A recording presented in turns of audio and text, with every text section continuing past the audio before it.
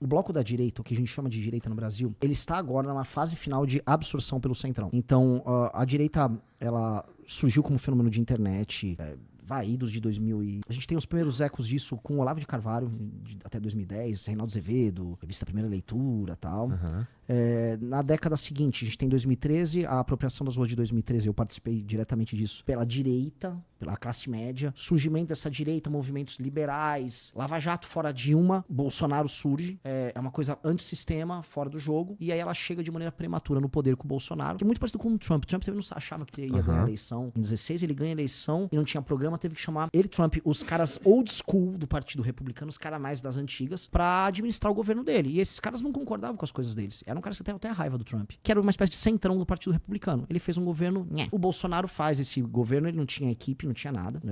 Um monte de doidinho foi pra lá no governo. E ele chama os caras do centrão, que quando ele começa a governar, foi no meio pro fim da pandemia. Ele entrega o governo ali pro Ciro Nogueira, os caras do centrão começam a tocar o governo mesmo, vira um governo absolutamente convencional.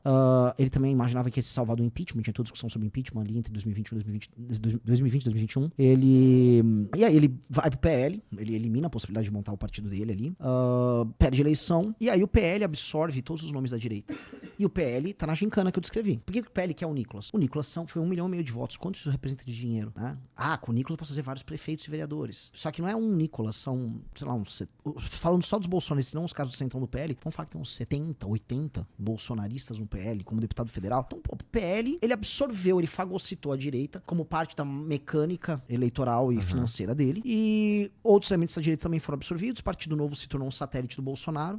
E aí o centrão começou a entender, tá ruim de trabalhar com a esquerda, ruim de trabalhar com o PT. E se a gente tirar esses arrobos malucos do bolsonarismo, é fácil controlar a direita, porque a direita é retardada. E a real da direita é que, no geral, via de regra, a direita brasileira é retardada. E quando você é retardado e assume um cargo no executivo que tem muita responsabilidade, você vai administrar educação, orçamento e tal, você vai ter que chamar uns adultos na sala. E quem são os adultos na sala? Péssimos adultos, semi-alfabetizados, imbecis, mas eles existem, que são os caras do centrão que estão administrando nesse instante quase 5 mil cidades ao redor do Brasil. Eles estão administrando estados, eles estão em secretarias e tal. São eles. Eles vão assumir essas posições e eles usam a direita como um instrumento para vencer a eleição em termos majoritários. E aí eles participam da gestão. O projeto desses caras, por isso que eu falei